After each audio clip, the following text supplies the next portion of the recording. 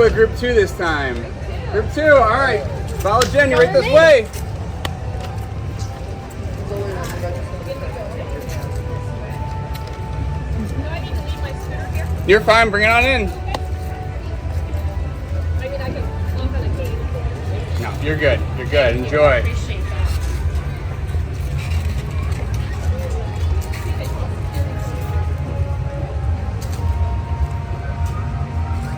All right, in my group number 1, we're gonna follow me. Come on in.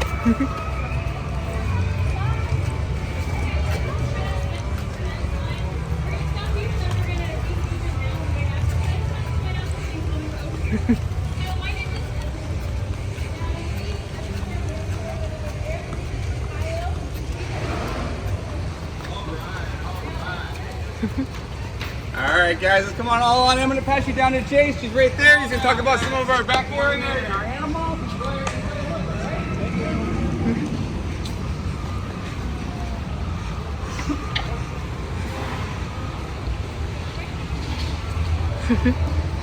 Hi. Welcome, everyone. Happy birthday, man. Thank you. Wrong theme park, but hey, I'll still give you credit. All right, guys. Well, welcome to Orca Stadium. My name is Jason, one of the trainers here. Super excited to have you guys here for inside look. So right now we have all 5 of our whales in our 2 adjacent pools here. So right here in front of you, this is what we call our E pool. We have our 2 male killer whales, Trua and Makayo in this pool. Trua is 17, Makayo is 12. Makayo is our youngest whale, Trua is our largest whale. So he's right under 8,000 pounds right now. Both of our boys are still growing. So once they're fully grown, that's Makayo right there. We expect them to be somewhere in the neighborhood of 9,000 to 12,000 pounds. So they usually grow till they're in their early 20s. So if you guys were to come back in 5 years, they're probably going to be 1,500, 2,000 pounds bigger than we are. So they're both growing. It's fun to watch them grow like weeds. And then over here in our G pool, we have our 3 female killer whales. They also have access to our F pool, our medical pool there. Katina, Nalani, and Malia. So Katina is a SeaWorld legend. She's 46 years old. Has had 7 cats. We have Nalani, who's one of her daughters, who is 16, and we have Malia, who is 15. And in just a moment over here, we're going to start our Dine with Orcas, and they're going to step up to the whales and do some behaviors that you guys will be able to see over here. So once they start that, we're going to migrate kind of to this wall right here. We'll continue talking. But in terms of our facility, we have 7 different environments. And it's over 7 million gallons of ice-cold salt water, typically in the neighborhood of about 52 degrees Fahrenheit. So it's extremely cold, but we found that's the best optimal temperature for our whales here at SeaWorld. We can give them all sorts of different combinations of the pools. So sometimes they're in 1 pool, sometimes they're in 3 pools, sometimes they're in 4 pools, sometimes they can be in all of the pools. We change it up for them, and that's the way we're able to kind of enrich their lives and keep things variable for them by changing the environments that they are in. So right now what's about to happen, like I said, we're about to have Dine with Orcas going. Then typically we would have our killer whales a post tour happening in this pool, but because we have inside look for you guys today, we're not doing the tour. But the girls don't always do Dine, the boys don't always do tour, we flip it up, so it's unpredictable for them. And it looks like we're gonna get started with Dine, so we all want to migrate to this wall right here.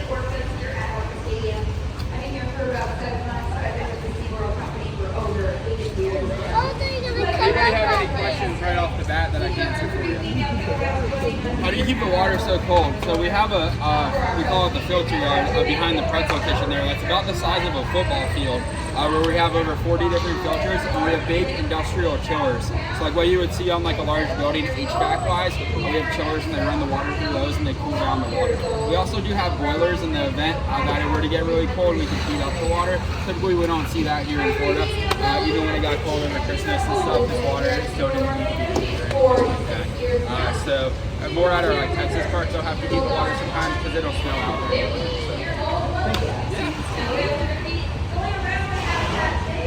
Anybody else have any questions? We're actually going to have one of our whales going to slide up right here in front of you guys. So if you want to get your cameras ready, I believe Milani's going to come slide up right here.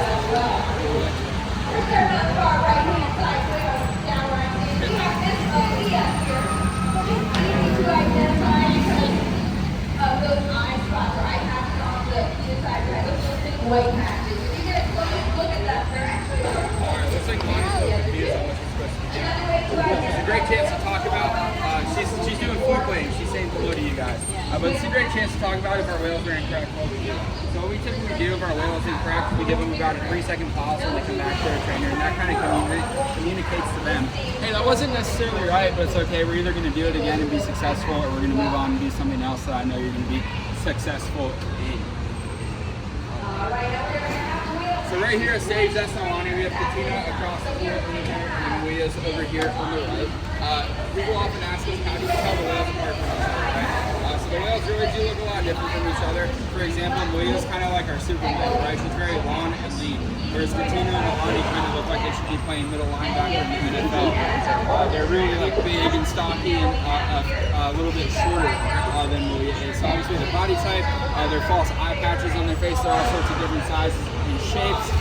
Nalani's going to be doing a big jump in the middle over here that we call a center reach, so you guys watch out for this.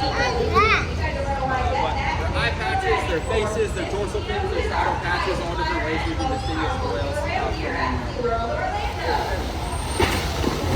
That's the behavior we call a center breach. I gave Nalani the hand signal, so some of our whales are very smart and they all really know a few behaviors that we call concept behaviors, right? So the signal that Megan just gave was center breach. So the chop down, like a karate chop, that tells the whales to do go to the center of the pool. And breach means to do a breach on their stomach, a belly breach, right? So we can do a variety of different things. You can do like center, double back belly, center bow. So that first part is the concept part of the behavior, and the part after is same thing if we want to go to the left or the right, you know, you can like do like alien over there, alien over here. So the whales have great eyesight, so usually visual cues is the best way to communicate what we're asking. Alright, so we're doing a little around the world right now. So the whales are bouncing around different trainers and doing some of the behaviors. We're kind of running around the roads, and the cool thing about Dine Orcas that we're seeing right now is we change it up for every single session, right? So you come to Dine Orca 30 times and you probably see some things that were similar, but there's usually variation in every session that we do. So right now we're just kind of having them back and forth in between the trainers. Sometimes we'll do what's called a racetrack, where we ask the whales for fast swims and have them swing super fast around the pool, or maybe a couple of pools, different things like that. Got a little one, but I don't have a big one. It's a little one. Nalani's making her way over here. Like I said, she's 16. She's our resident princess. Katina, our dominant whale, is her mom, so she lives a good life. All of our whales live a good life, but Nalani is definitely our resident princess. So what we are going to do now is we're going to ask the whales to jump. So it looks like Katina is actually going to be jumping right here in front of Megan, so you guys want to get So we're going to ask the whales to do one on the right, one in the center, one on the left. Right where those turn pulls work out. In 3, 2, and 1. That's the legend herself, Katina, 46 years old. She's a resident conqueror, so if you want to see her really proud and see a whale that looks like they're jumping pretty close to out of the pool, that's usually Katina. People often ask us like, oh, Katina's 46, does she ever not want to like participate in the high energy stuff? But she's probably our whale that seems to find high energy behavior the most reinforcing. So something pretty cool. That's awesome. Any other questions while we're at it? Their dorsal fins. Yeah, so the dorsal fins. Yeah, so all of our males' dorsal fins bend over, and that's pretty standard across the SeaWorld parks. I believe it's because they spend a lot more time at the surface than a wild whale do. And gravity, they have no bone or muscle in their dorsal fin, so it's like the cartilage on the tip of your ear, and we call it dense fibrous connective tissue. So as a result of our whales spending time at the surface, gravity causes it to bend over. It does happen to wild whales too, and we typically see it in whales that live in shallower water, or if they've been injured or something like that. But we believe time at the surface is a contributing factor. Does that affect their swimming? Oh, not at all. No, so it doesn't affect their how, it doesn't affect the way that they swim. It really has no effect on what they're doing. All right, guys, any last questions? All right, so I'm going to have you guys start heading back towards the gate there. I'm going to follow behind you.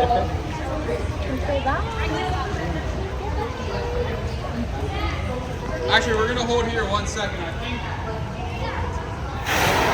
you may see a whale come up on the scale and demonstrate how we weigh our whales here. All right. So this will be a good view. So our scale's right here, this big metal platform. We're going to have one of our whales slide up on it.